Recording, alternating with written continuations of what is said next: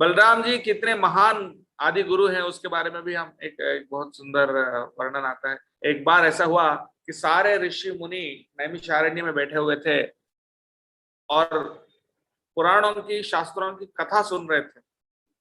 किनसे? पुराण इतिहासों की कथा सुन रहे थे। हाँ, वहां एक ऋषि बैठे थे, उनका नाम है रोमहर्षण, रोमहर्षण सूत। और ये जो रोमहर्षण सूत थे वो वेद व्यास जी के शिष्य थे और वो सारे पुराण इतिहासों में बहुत निष्णात थे और वो सभी ऋषि मुनियों को प्रवचन कर रहे थे शास्त्रों का, और सारे ऋषि मुनि बैठकर सुन रहे थे। और उसी समय पर बीच में वहां पर बलराम जी का आगमन होता है। बलराम जी आते हैं और जैसे बलराम जी वहां पधारे तो तब सारे ऋषि मुनि वहां से उठ जाते हैं, उठ के खड़े हो जाते हैं और खड़े होकर सब बलराम जी को प्रणाम करते हैं। सारे बड़े बड़े ऋषि मुनि सब खड़े हो जाते हैं, बलराम जी को सम्मान करते हैं, क्योंकि बलराम जी आदि गुरु हैं इसलिए। पर सब खड़े हो गए, लेकिन जो प्रवचन करने वाले जो रोमहर्षण सूत जो थे वो खड़े नहीं हुए, वो वहीं पे अपने स्थान पे बैठे रहे और प्रवचन करते रहे।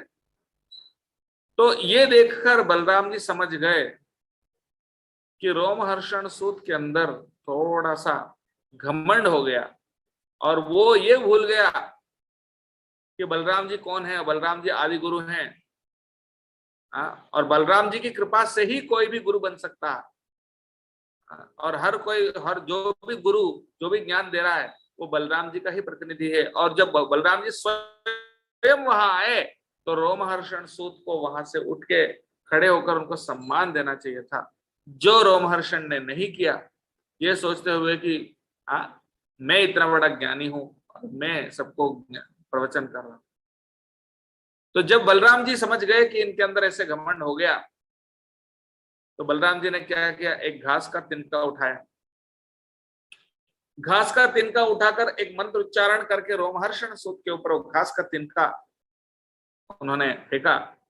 तो वो जो घास का तिनका से उनकी मृत्यु हो गई, उसी स्थान पर उसी उसी क्षण उनकी मृत्यु हो जाती, रोमहर्षण सूत।